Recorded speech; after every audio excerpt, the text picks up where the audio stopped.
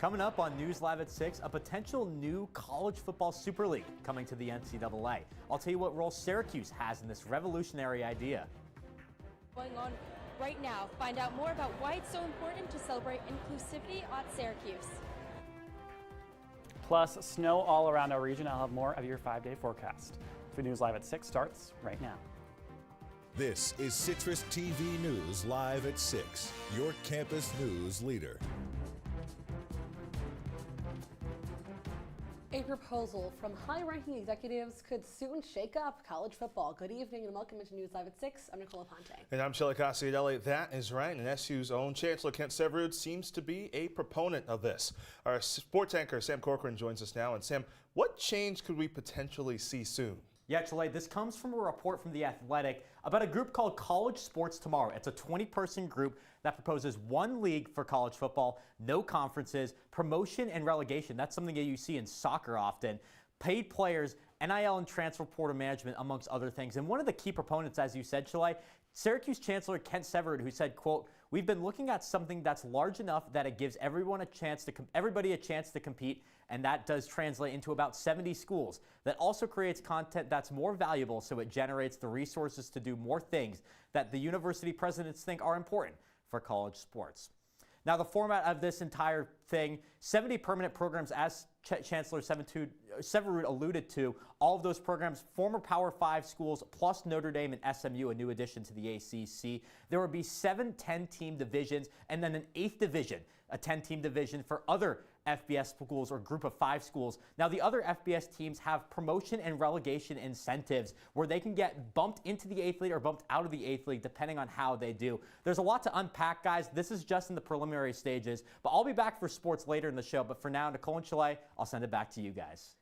Sam, thanks so much. Celebrations are underway this evening. Today is the 10th anniversary of Inclusive U here at Syracuse University. It's a program that assists students with intellectual and developmental disabilities here on the Hill.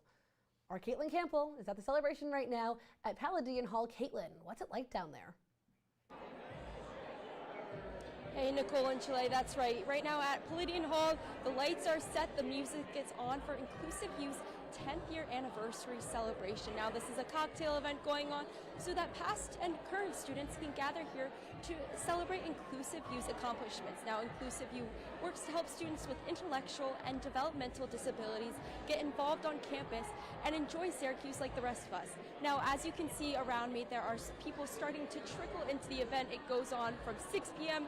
to 10 p.m. tonight, and it is a great opportunity for people to come get involved and to celebrate. Now, I spoke with the academic coordinator of Inclusive U on why it is so important to celebrate Inclusive U.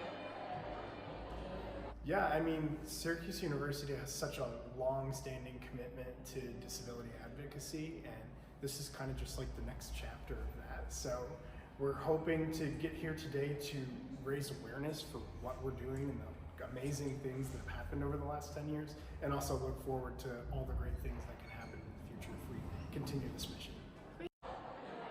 Now, as I said, it's at Palladian Hall from 6 to 10 p.m. tonight, so throw on your dancing shoes and you too can come on down and join the celebration. That's all I have. Nicole and Chile, back to you. Caitlin, thank you. A program that's done so much for so many. Also on the Hill tonight, Syracuse University is celebrating Asian American and Pacific Islander Heritage Month a month early and kicked it off today with information and events. There were some events, as you see on your screen, earlier today in the Shine Student Center, like the AAPI Heritage Month Information Fair and Kickoff Celebration. You saw the Filipino flag there. These events highlight campus organizations as well as the annual Anti-Asian Hate Crime exhibit displayed on the first floor of Shine.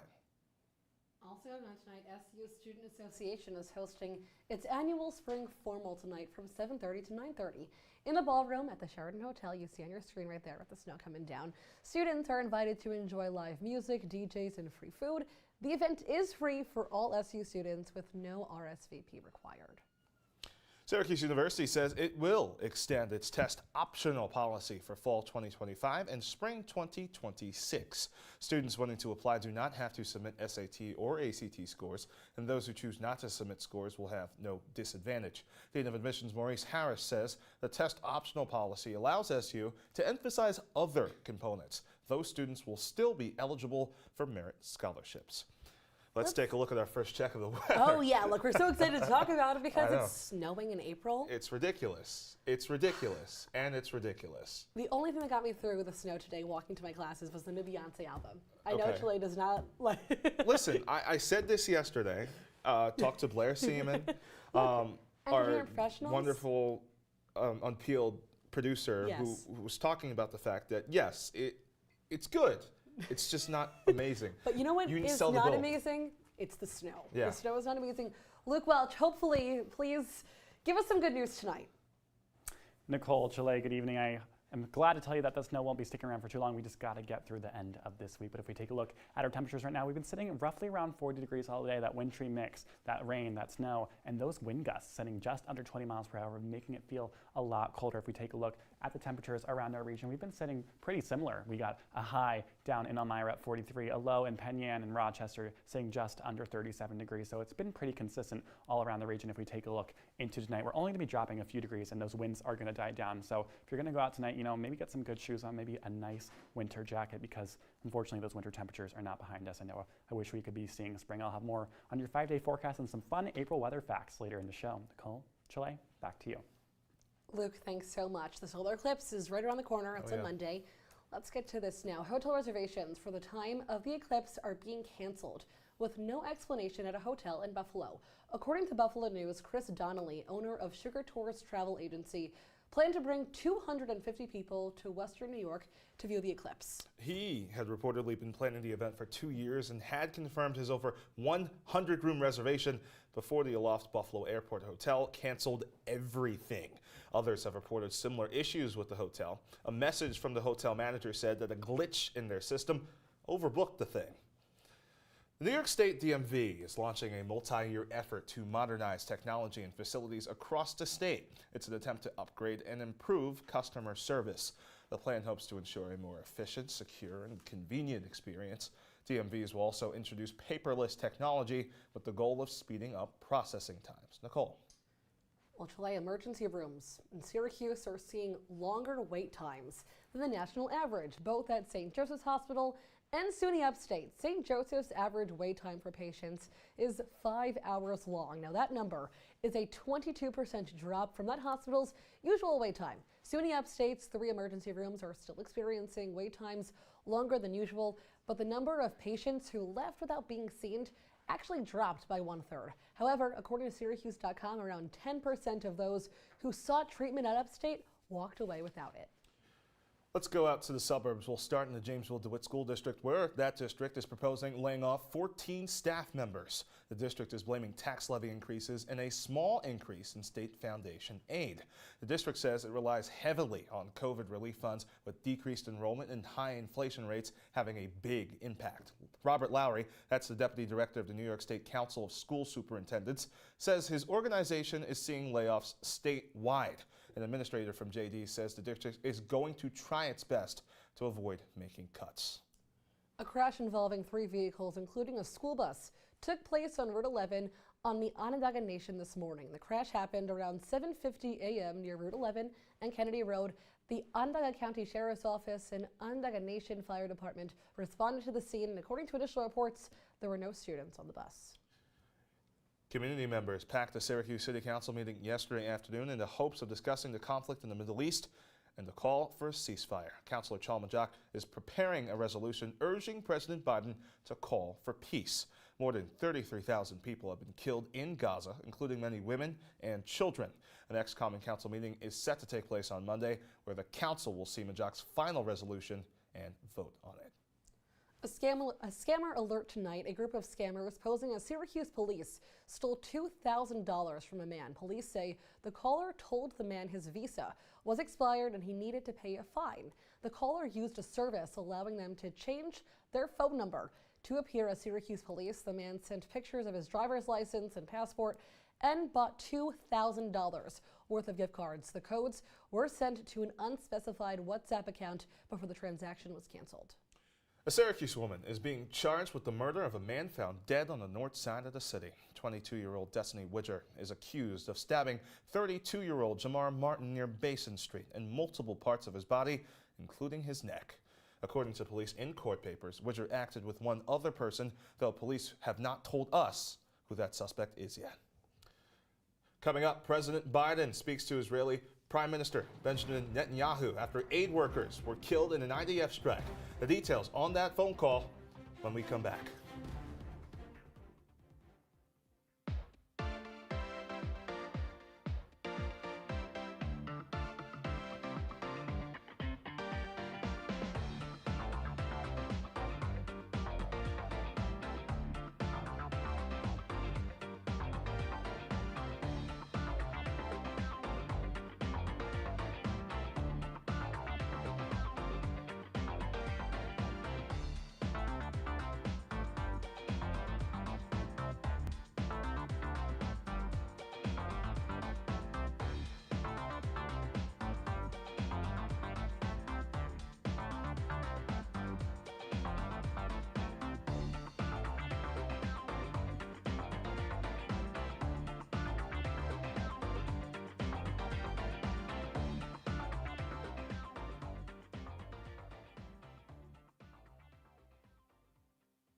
Welcome to my house. Lately, not my happy place. Everybody's pretty tired of each other. The parents were not themselves. My little brothers were morphing into small creatures. The walls were closing in. Clearly, a case of too much family, too close, 24/7. And there's a lot of that going around right now. If this sounds like your house, try going someplace new. YourLifeYourVoice.org. You'll find lots of ideas to help you handle the family stresses of being confined to close quarters. YourLifeYourVoice.org. It might not get you out of the house, but it could help you find a little more breathing room.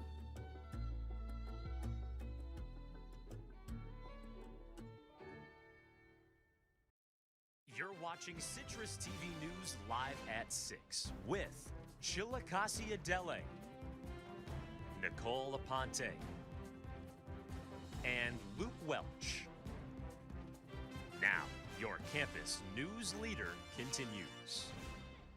Welcome back to News Live at 6. Candidates running for Congress here in Syracuse have an important deadline to hit today. Indeed they do. Let's bring in our political reporter, Luke Radel now. Luke, why is today an important benchmark in the race for Congress? Nicole and Chile, tonight at midnight is the deadline for the candidates for Congress across New York State to file their petitions to be on the ballot. Each petition has to have 1,250 signatures from registered voters here in the Empire State. All four of these candidates in NY22 submitted their petitions today and say they have more than enough signatures to qualify to get their names on that ballot. But rival campaigns are expected to challenge some of those signatures in court to try and knock their opponents off the ballot. But for all the Democratic candidates who make it onto that ballot, they've been invited right here for a congressional debate on April 25th, exactly 3 weeks from tonight. We can report tonight that Sarah Clehood will be here for that important conversation. In a statement to Citrus TV today, Clehood says, quote, "At the federal level, we must tackle the issues that college students and young people are facing, the rising cost of living, the loss of reproductive freedom, and the skyrocketing cost of college. Any candidate serious about unseating Brandon Williams needs to engage on the issues that matter to the next generation. So I look forward to a thoughtful discussion with Luke and my fellow NY22 Democratic congressional candidates." Meanwhile, Clehood's opponents have struck a different note. State Senator John Mannion's campaign manager wrote that he is, quote, "unable to join this event at this time due to the unpredictable budget schedule and other previously scheduled commitments this month." So let's take a look at a bit of context around that statement. The reason why the budget schedule is now unpredictable is because it's late. It was supposed to be passed on April 1st, but it wasn't. And one of the excuses from Governor Kathy Hochul this weekend was because of the religious observances and holidays on the Easter weekend. But I'm sorry, you only have to pass a budget once a year, and Easter Sunday has been on the calendar for much longer than that. But even though the budget is going to be late, Governor Hochul says she does expect it will be passed within the next few days. And if that happens, we hope that Senator Mannion and his team will reconsider their decision not to attend. After all, the current legislative calendar says that he will be in recess on the night of the 25th. So hopefully he'll be able to join us right here for an important conversation. It'll be exactly 2 months to the day from the Democratic primary here in June and provide the candidates a chance to introduce themselves to voters, especially young voters like the students here at Syracuse. They deserve to hear from all of the candidates running to represent them in Washington. Chile and Nicole, back to you. Luke, thanks so much. To Washington now, where President Biden has called for an immediate ceasefire in Gaza. The president told Israeli Prime Minister Benjamin Netanyahu in a call today to address the humanitarian situation in Gaza or face serious consequences. Secretary of State Anthony Blinken said if Israel does not change policies to protect civilians in Gaza, there will be serious changes in their policy. In a statement, the White House says the president made sure to emphasize that the strikes on civilians are unacceptable. Those are his words there. Meanwhile, in Taiwan, rescue efforts are intensifying after the country's strongest earthquake in 25 years with a 7.4 magnitude. Nearly 1,100 people were injured, with 10 confirmed dead and 700 still missing or stranded in remote areas. The Central Weather Administration recorded more than 300 aftershocks, causing landslides and damage to bridges, tunnels, roads, and sections of Taipei's main airport. But just this afternoon, much of Taiwan's day-to-day life is returning to normal, with local businesses restarting operations and efforts to rebuild roads and houses affected. And coming up, while it may seem unbearable, snow in April, it may be more common in Syracuse than you might think. SU's most accurate weather forecast. After the break, stay with us.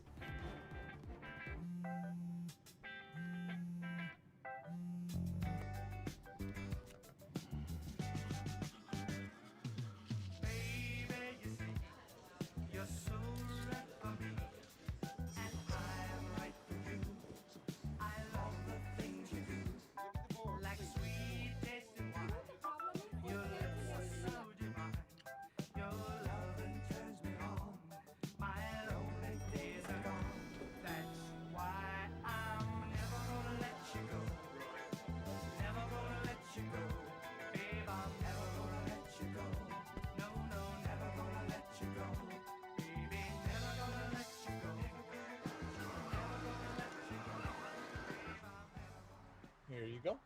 Thank you. Thank you.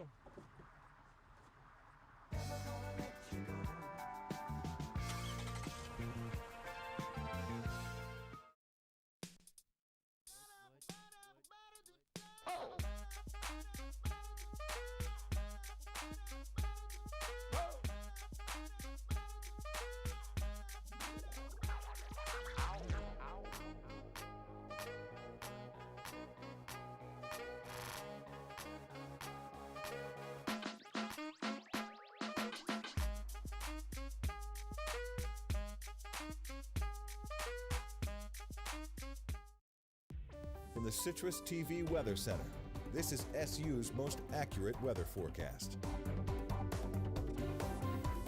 Just about 6:18 now. Luke Welch has got another check of that weather. The fact that it's snowing out and it's winter temperatures in spring, I'm not for it. Yeah, you know what? I really hate the snow that we have here in the station. You know what? There is something coming out of that. I thought it was real snow because I wouldn't put it past you. Okay. Yeah, we got all the snow here. Right? You know what? I wanted to bring some of it inside to the station, but you know what? This snow has making me wondering something. So if we take a look up on your screen, we can see some interesting April facts for snow. All right, we let's see this. Syracuse sees snow in April 97% of the years. No. So, you know what, and while it may seem unbearable, you know what, this is pretty normal for Syracuse. If we take a look, the 30-year average is 3 inches of snow in Syracuse, but I'll get a little bit later of what we might see this weekend. And most recent years seeing over a foot of snow in April. Gosh, I hope that doesn't happen this year. That was just back in 2013, 11 years ago. So, you know what, it seems annoying, but it's pretty average. Now, Syracuse April weather facts. Can you guys give me a guess of what you think the expected snowfall is for this week and this weekend? Let's hear it. I'm gonna say. The average was 3 inches, so it's. I'm gonna say like 1.5. I'm gonna go a little bit higher, 2.5. Well, unfortunately, it is around 6 inches. You have to be kidding. No. Yeah. So we see. So we see 2 to 4 weekends over the week or over this weekend, and we saw a few inches just a few days ago. And if we take a look into this 5-day forecast, you know, it seems pretty bad now as we see these 46-degree highs over today, tomorrow, and Saturday with that wintry mix settling in. But hey, that sun's going to come back, and so are those higher temperatures. We see highs of 52, 59, 68, and sun on the way back. Now, it may be more cloudy later in next week, but you know what? We got to enjoy that sun while we can, so make sure to go out if you can. Now, let's take a look at this radar that we're going to be experiencing this week, and you're going to see that snow. Unfortunately, Chile and Nicole, it's coming. We see up in here, up in our central New York region. That's all I have for now. Chile, or more in sports. Chile and Nicole, sorry, back to you.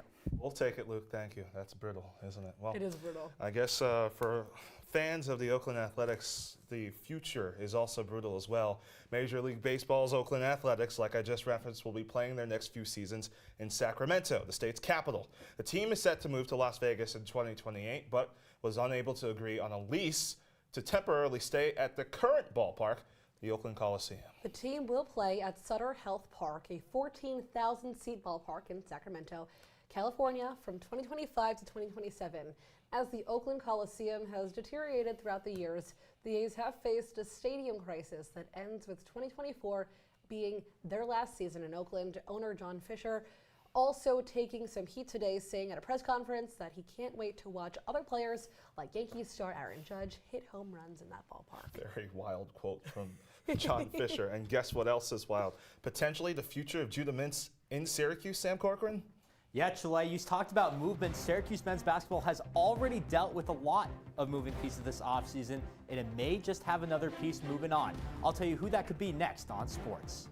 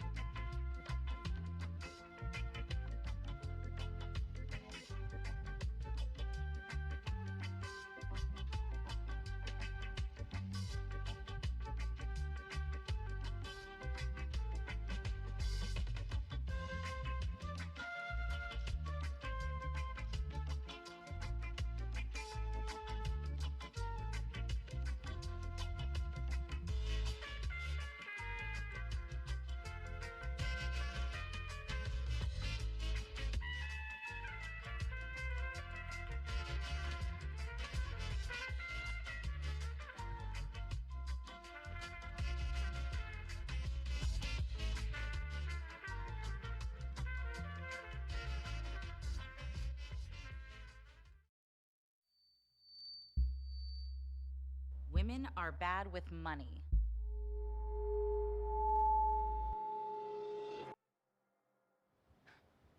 That's what the world's been saying for centuries. But now, we've got something to say. Save it. Save the old-fashioned advice, the empty excuses. It's all worthless, unlike us. To our fellow females, it is time to save ourselves by saving our money. Contributing to our futures, investing in our independence. Until we're no longer 80% more likely than men to live in poverty in retirement. So again, we say to that, save it. The falsehoods, the feelings of fault. Then the funds. Learn how to save for your retirement at wesaysaveit.org. And now, your Citrus TV Sports Report. The Judah Mintz era in the 315 might be coming to a close. Welcome into sports. I'm Sam Corcoran. For weeks now, the big question amongst SU fans has been, will Judah Mintz play another year in orange? And today, it appears that we may have an answer. Mintz is turning pro. According to Syracuse.com, the sophomore is set to declare for the NBA draft, something Mintz did last season as well. The difference, in 2023, SU's guard maintained college eligibility and opted to return to Cuse. But this time around, it appears Mintz has his eyes set solely on the NBA. It might have been a short time in Syracuse for number 3, but boy, did he leave his mark. In each of his 2 seasons, Mintz finished top 10 in scoring, top 5 in assists, top 2 in steals in the ACC, and topped it off with an all-ACC second-team spot this season. The guard hopes to hear his name called between June 26th and June 27th for the NBA draft.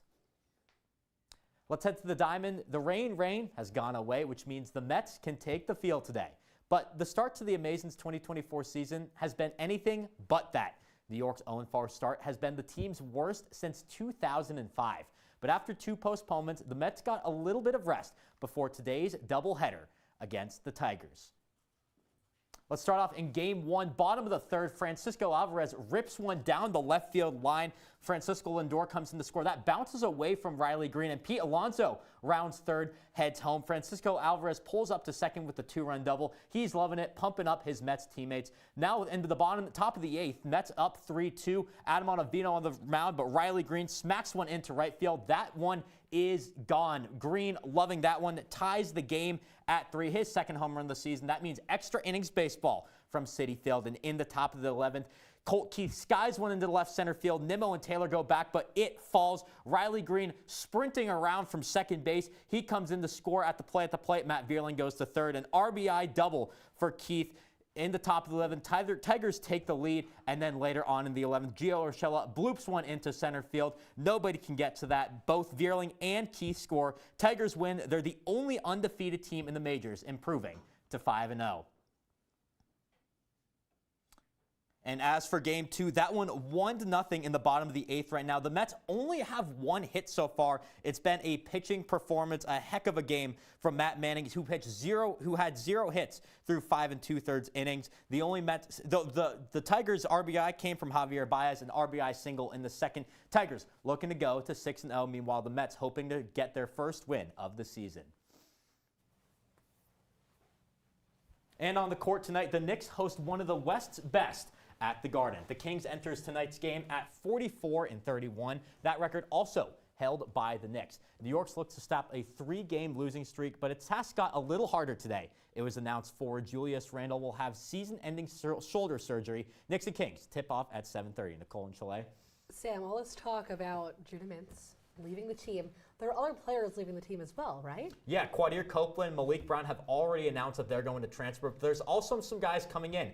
Eddie Lampkin has announced he's transferring from Colorado, and 2 new freshmen coming in, Elijah Moore and Donnie Freeman, should bring lots of hype for Syracuse this upcoming season. Do you think that those additions to the team will help? Oh, absolutely. Donnie Freeman, especially a freshman, McDonald's All-American, had a fantastic game in that game. It should be a good incoming class for Syracuse. Should be an exciting season, no matter who leaves. And about the Knicks too, like Stephen A. Smith crying earlier today was pretty funny. When we come back, one last check of your weather with Luke Welch. Stay with us.